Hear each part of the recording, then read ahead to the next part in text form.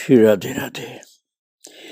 भक्तों, संसार में जो व्यक्ति भगवान की भक्ति के अलावा और कुछ नहीं जानता, जो निरंतर प्रभु के सेवा कार्य में ही रहता हो, उस व्यक्ति को उसका अहंकार नहीं होता है। भगवान उसको बचाते हैं, कृपा के द्वारा सुरक्षित रखते हैं।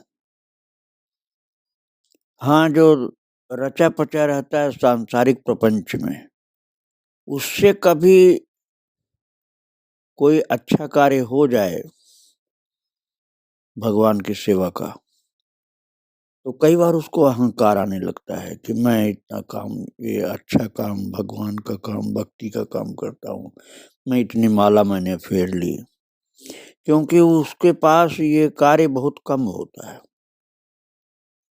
वो और सब कार्यों में लगा रहता है, भक्ति के लिए समय ही नहीं निकालता, और कभी निकल आया थोड़ा समय तो उसका बड़ा अभिमान करता है। लेकिन जो रात दिन एक ही काम है, भगवान की भक्ति करना, दूसरा कुछ है ही नहीं काम, तो उसको अहंकार प्रायः नहीं होता इस चीज का, क्योंकि उसके पास कुछ दूसरा है ही नहीं। ऐसे ही भक्तों, जिसका जीवन भगवान की चर्चा के अलावा, भगवान के अनुभव, भक्ति के रस, प्रभु की दर्शन, प्रभु की लीलाओं के अलावा और कुछ संसार में कहीं जाता ही नहीं, जिसका चित्त, उसके पास छिपाने को क्या होगा? कोई दूसरी चीज ही नहीं उसके पास।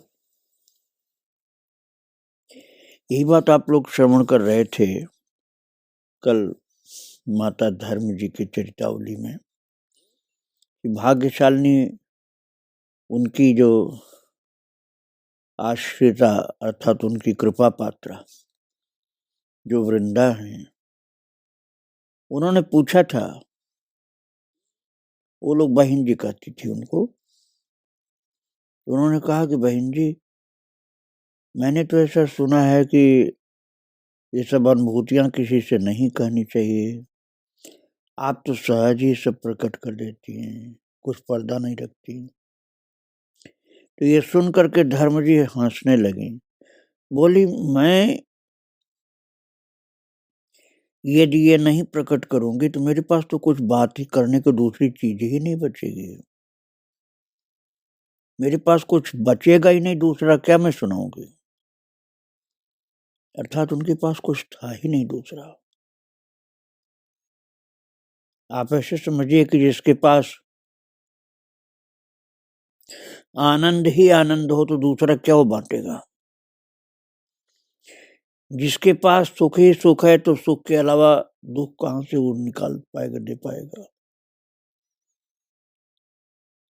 महाराज,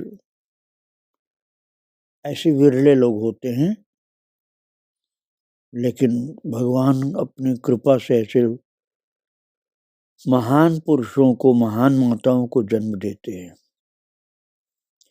जिनका जीवन प्रेम, आनंद और दिव्य भगवती वार्ता से ही भरा रहता है, जिनके जीवन में भगवदीय अनुभव, भगवदीय वार्ता, भगवदीय आनंद के अलावा और कुछ दूसरा होता नहीं, कि जो दूसरा कुछ उनको देने के लिए मिल जाए कि नहीं चलो ये इसको छिपा लेते हैं, दूसरी चीज दे देंगे इनको।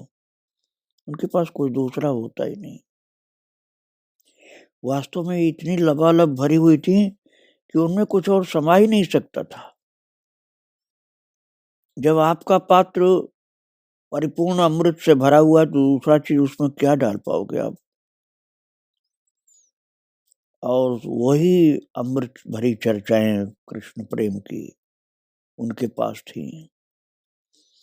उनकी मस्ती में उनके अधरों से अनचाहे अनजाने ही वही प्रकट होती थी बातें, जो प्रेम भरी हुई बातें थी। उल्लास भरे कंठ से नैनों को सप्रयास पूरा खोलते हुए बोली, एक नई बाल गोपाल की लीला लिखिए, इस जन्माष्टमी पर सुनाओ। कह करके वो झूम झूम कर लीला सुनाने लगी, मानो नंदगांव ही पहुंचा गई हूँ। वृंदा को भी नंदगांव पहुंचा दिया, खुद तो पहुंची ही थी और सुनाने लगी, अरे सखी, ये यशोदा का लाडला दुलारा कितना प्यारा है कि क्या बताऊं।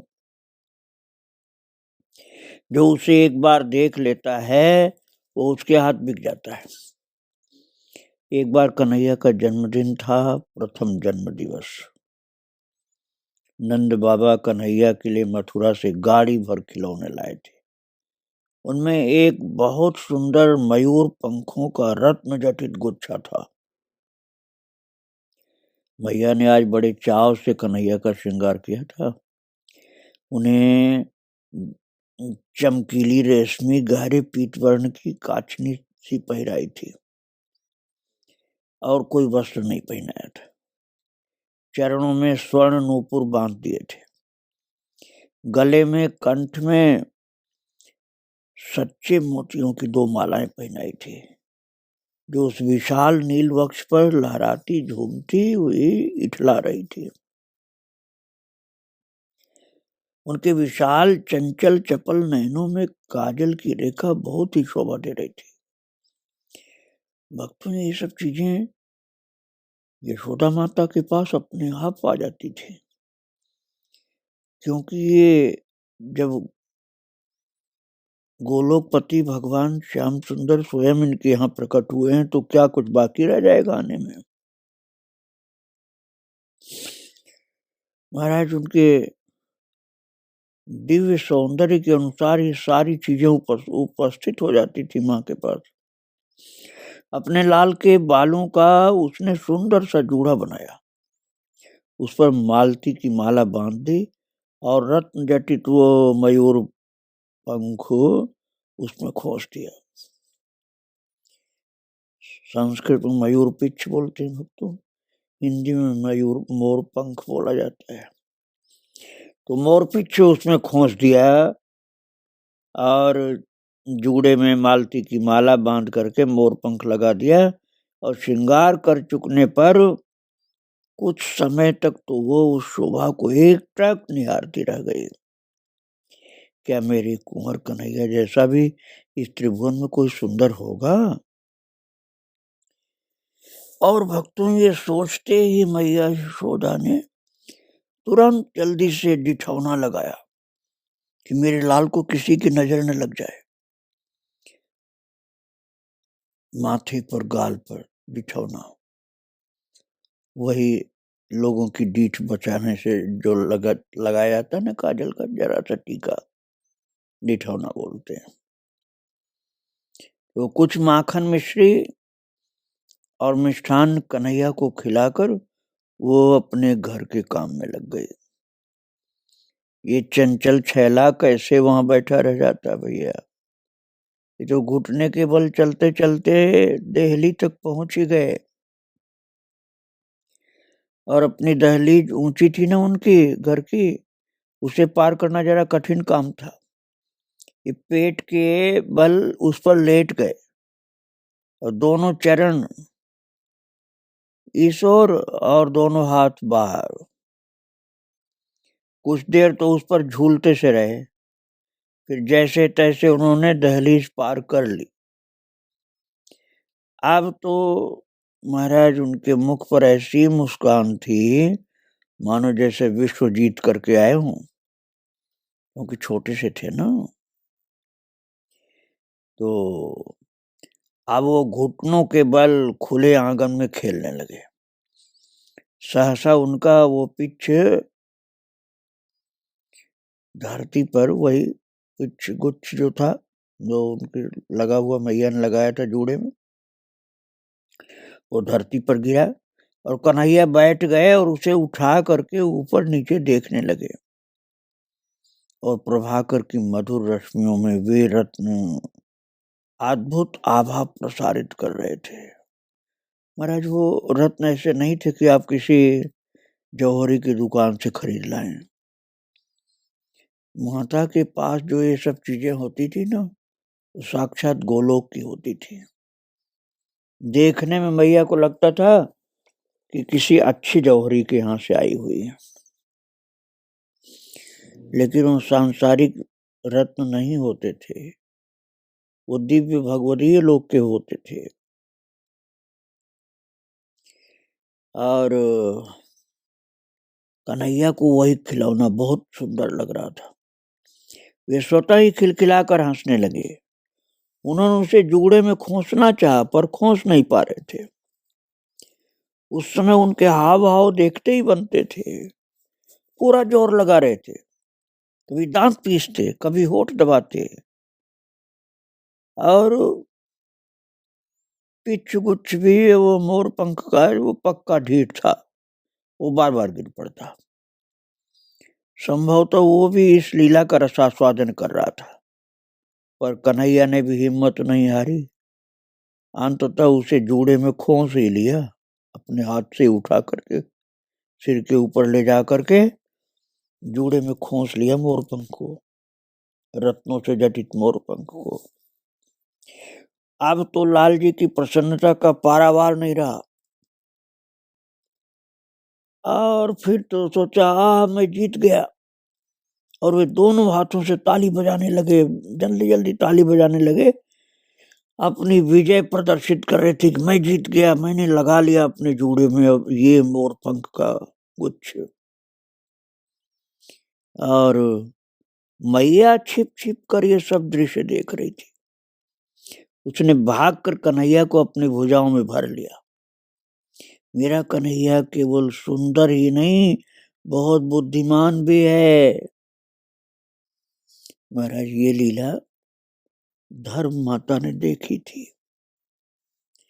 धर्म माता ने जब इस दर्शन को प्राप्त किया था तो तुरंत पूरा का पूरा लिख लिया। अब वो सब किसी को दिखाती तो नहीं थी, लेकिन जो सखियां प्रेम भरी हुई होती थी उनको दिखा देती थी। और उनके पास तो आती ही थी प्रेम भरी सखियां, और उन्हीं में से एक ये भाग्यशालिनी सखी वृंदा, जिसके ऊपर कृपा करके धर्म जी ने सब ये सुनाया। भाव भरी हुई आंखों में प्रेम के अश्रुबिंदु, चेहरा लाल, बिल्कुल ऐसा लगता था जैसे ये उसी लोक में, अर्थात उसी दृश्य में नंदगांव में पहुंच गई। और मंत्र मुग्ध थी वृंदा।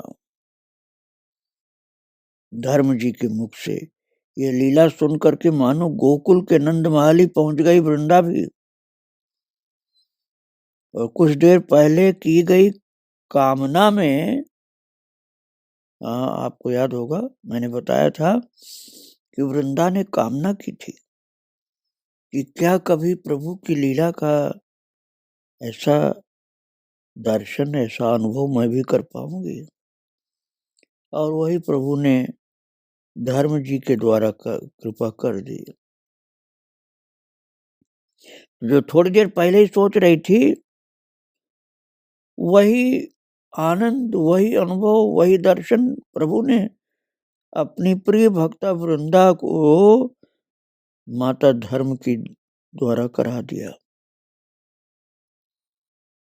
वृंदा माता भाग्यशालिनी है भक्तों। वो यमुना जी के किनारे चुपचाप आती हैं, यमुना जी का पूजन, दर्शन, स्पर्श करके चली जाती है। अभी भी श्री वृंदावन धाम में कहीं छिप कर रहती हैं या और कहीं रहती हैं, मैं ठीक ठीक नहीं जान पाया। दर्शन तो मुझे मिला है उनका। उनके पास तो अनुभवों का खजाना है। और नंद महल में इस तरह से उनको धर्म माता ने पहुंचा दिया था। श्याम सुंदर की लीला का दर्शन करा दिया था, और वृंदा को प्रत्यक्ष झांकी देखने को मिल गई थी। उनके भाग्य की बढ़ाई कौन कर सकता है। ऐसा नहीं है भक्तों की भूतकाल में ये माताएं थी और आज नहीं है। आज भी वो कृपामयी राधा रानी और उनकी सखियों की कृपा भरी हुई निगाहें उनके ऊपर पड़ती रहती हैं। सन 1995 के शुरू में ललिता मौसी जी को उनकी बढ़ती अस्वस्थता की वजह से अजमेर भेजना ही पड़ा। ललिता मौसी जी का ब्रजमंडल के प्रति अतुलनीय प्रेम रहा और उस पर अब तो दिन रात धर्म जी का साथ था। धर्म जी की सन्निधि होने पर तो सत्संग के लिए कहीं जाने की जरूरत ही नहीं थी। पर शायद विधि का विधान था, बढ़ती उम्र की शिथिलता, अक्षमता ने धर्म जी को असुविधा में न डाल ललिता जी को अजमेर अपने बच्चों के पास जाने को बाध्य सा कर दिया। धर्म जी अकेली रह गई। माता धर्म कुटीर में ही रहती थी, जिसका थोड़ा सा दर्शन मैंने चित्र के द्वारा कराया पहले आपको। उसी धर्म कुटीर में धर्म माता रहती थी। श्रद्धालुगण कभी कभी आ जाते थे, साथ रहने की जिद भी करते कि माता हम आपके चरणों में यहीं रह जाएं। पर अपनी सुविधा के लिए उन्हें वहां रखना धर्म जी को कदापि स्वीकार नहीं था। हाँ, वृंदावन का सुख उन्हें आप्लावित कर सके, इसीलिए कोई वहां आकर रहे तो उन्हें संकोच न था, परंतु अपनी सेवा के लिए जल्दी नहीं किसी को रखती थी। पूज्य सुशीला बहन जी ने भी बहुत चाहा कि कोई अपनी बहन धर्म जी के साथ रह सके, पर धर्म जी की सहमति नहीं मिल सकी। उनको अकेले में ही रहना अधिक उम्र होने पर भी ठीक लगता था। अंततः सामने वाले कमरे को किराए पर दिया गया। लक्ष्य परोक्ष रूप से धर्म जी की देखरेख का ही था, लेकिन भक्तों ने, सेवकों ने किसी तरह से उनको राजी कर लिया कि इस कमरे को किराए पर हम लोग देना चाहते हैं। पर दुर्भाग्यवश वो संग उनकी सहज ठाकुर रहनी में बाध्य रूप सा बन गया और वो व्यवस्था बहुत दिन तक नहीं चल सकी। धर्म जी को फिर अकेले ही सब काम करना पड़ता। ललिता जी के मार्मिक पत्र आते, वो वहां अजमेर में पड़ी श्याम सुंदर की इस क्रीड़ा स्थली के लिए तड़पती थी, पर शरीर के अपने धर्म होते भक्तों, शरीर तो मजबूर हो जाता है। उनकी अक्षमता अनदेखी नहीं जा सकती थी।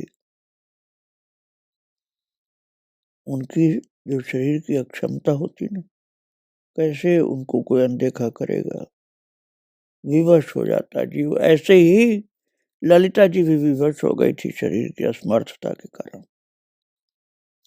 इस सब के होते हुए भी धर्म जी अपनी मौज में थी। ऋतु परिवर्तन होते होते बसंत से होली, फिर अक्षय तीज और सावन के हिडोलों की झूम के बाद प्रीतम श्याम सुंदर की वर्षगांठ भी आ गई। जन्माष्टमी की धूम पर धर्म कुटीर सदाई हुई प्रफुल्लता से भर के जैसे नाचता था। उमंग और आनंद की हिलोरों में सावर किशोर की उपस्थिति का एहसास हो जाता था भक्तों को, लगभग सभी को होता था। धर्म जी शाम को चाय के भोग के बाद सब परिजनों के बीच बैठी थी। बहुत उत्फुल्लता की उत्ससी प्रतीत हो रही थी और इस झरने से हर्ष उमंग ही तो झरित हो रहा था। कहने लगी, मानव को full of life, full of Joy होना चाहिए। धर्म जी माता बोली थी बात। जीवन तो अनुभवों से लबालब भरा हुआ था, कन्हैया के प्रेम से भरा हुआ था। मनुष्य की उच्चतम स्थिति में थी वो, इसीलिए मन से उनके जो भी शब्द निकलते थे वो बहुत अनुभूत और बहुत प्रेम के होते थे और उनके मुख से यही शब्द निकल रहा था कि मानव को full of life, full of Joy होना चाहिए। पुष्पों की तरह सदा हंसकर अपनी सुगंध चारों ओर फैलाओ। ये त्योहार, ये उत्सव जीवन में आनंद भरने वाले होते हैं। भक्तों में भगवान के उत्सव और त्योहार की बात हो रही है, सावधान रहना। अब संसार के रिश्तों के त्योहार और उत्सव की बात नहीं की जा रही है। भगवान से संबंधित जो उत्सव होते हैं, त्योहार होते हैं, वो जीवन में आनंद भरने वाले होते हैं। आनंद और उल्लास से भरा पवित्र जीवन व्यतीत करो। माता धर्म जी कहती थी कि भगवान के उल्लास से भरा रहो जीवन को। प्रभु जी के विश्वास से परिपूर्ण बड़ी आयु हो तो ठीक है। विश्वास में कमी, श्रद्धा में कमी कभी नहीं आनी चाहिए। इस तरह आशीर्वाद देती थी कि भगवान के श्रद्धा विश्वास से भरपूर अपनी आयु रखो, फिर चाहे जितना दिन जियो कल्याण ही होगा। और चंचल और तारा जी को साथ ले धर्म जी पूज्य उषा जी के यहाँ सत्संग में चली गई, जहाँ जन्माष्टमी के पावन पर्व पर सभी बहनों के सेव्य ठाकुर जी एक सी झिलमिलाती पोशाक में दिव्य अलौकिक सज्जा में विराजमान हो एक बहुत ही सुंदर झांकी का दृश्य बना देते हैं। और उस पर वहां गाई जाने वाली जन्मोत्सव की बधाइयां, गीत की तो वातावरण की गोकुल के नित्य नंद महल की सी छवि प्रस्तुत करते हैं। हर वर्ष की भांति पूज्य धर्म जी इस वर्ष भी पूरा समय उन बधाइयों की झूम में झूमती रही, आनंद विभोर। और जन्माष्टमी के 15 दिन बाद ही तो प्यारी राधा जी की वर्षगांठ आ जाती है। पूज्य उषा जी का तो पूरा परिकर कुछ दिनों के लिए बरसाने की चहल पहल में शामिल होने चला जाता है। धर्म जी कुछ वर्षों से बरसाने नहीं जा रही थी। शारीरिक अक्षमता तो कारण थी, और जो भीड़ के धक्के चलते हैं ना, उनसे भी थोड़ा भगवान की भक्ति में कुछ बाधा पड़ जाती है भक्तों, भीड़ के धक्के से। तो भीड़ के रेल पेल से वो विमुख थोड़ी हो जाती थी। पर उससे भी बड़ा कारण अब पूज्या उषा जी की इस जगत में अनुपस्थिति थी। क्योंकि मैंने आपको सुनाया था कि उषा जी अब भगवान के पास जा चुकी थी। कन्हैया ने कहा था मैं ले जा रहा हूं अपने धाम, और उषा जी ने कहा था मेरा कार्य पूर्ण हो चुका है। तो वो जा चुकी थी। और फिर वृंदावन भी तो अपनी अधीश्वरी की वर्षगांठ पर उतना ही चहक रहा होता है, इसलिए वो बरसाना बहुत धक्का में प्राय नहीं जा पाती थी राधा अष्टमी की भीड़ भाड़ में। उस वर्ष तो राधा वल्लभ मंदिर में किशोरी जी का जन्मोत्सव बहुत ही धूम से मनाया गया। 4 सितंबर को तो वहां का श्रृंगार और शोभा ही अद्वितीय थी। उस दिन का मुख्य आकर्षण रही मनहर झांकियां। धर्म जी के कई परिजन उनके साथ ही बड़े आनंद में मग्न होकर के दर्शन कर रहे थे। धर्म माता की कृपा सबके ऊपर थी। पर जो नहीं आ पाए, उन्हें धर्म जी ने अपनी आनंदमय स्थिति में इतने सजीव चित्रांकन से भरे पत्र लिखे कि महाराज वो पत्र पढ़ करके मुग्ध से मानो वृंदावन के राधा वल्लभ जी के प्रांगण में ही पहुंच गए। माता इतनी कृपालु थी भक्तों कि जो भक्त किसी कारण से नहीं आ पाते थे,